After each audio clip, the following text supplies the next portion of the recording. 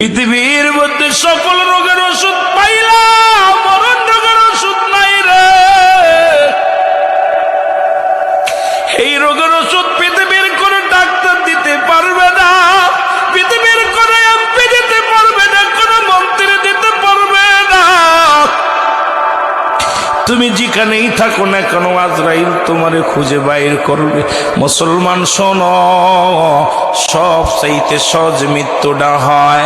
আল্লামা মুফতি আমজাদ আলী সাহেব একটা কিতাব লাগলো, কিতাবের নাম বাহারে শরিয়াত।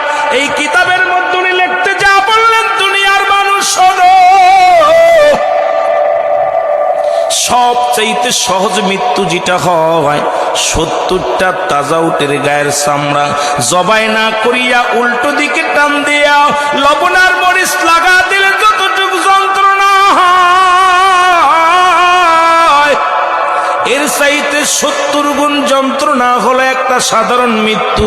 এখন অনেকেই মরণকালে পায়খানা করে দেয়, অনেকেই মরণকালে প্রস্রাব করে দেয়, অনেকেই মরণকালে মুসলমান চোখ দুটি বড় বড় হয়ে যায়, অনেকেই মরণের সময় তাদের জিহ্বাটা বাইর হয়ে যায়।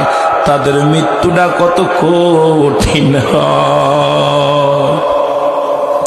কত মানুষের জানাজা পড়াইলা, কত মানুষের কাফন পরাইলা, কত মায়ের গোসল করাইলা। এই গোসল করাতে যা দেখছো মায়ের গোস প্রস্রাব পায়খানা করে দিছে, তাহলে আর বুঝতে বাকি নাই কত কষ্টে তার রুহটা বাইর হয়েছে। এইরকম আমি আপনি চলে যাব দুনিয়া থেকে রে মুসলমান। এই জন্য মরণের আগে মরে দেখো একবার, চোখ দুটি বন্ধ করে দেখো, পৃথিবীর কেউ তোমার নয়। একটু চিন্তা করো, জোরে জোরে চিল্লায় বলেন আল্লাহু আকবার।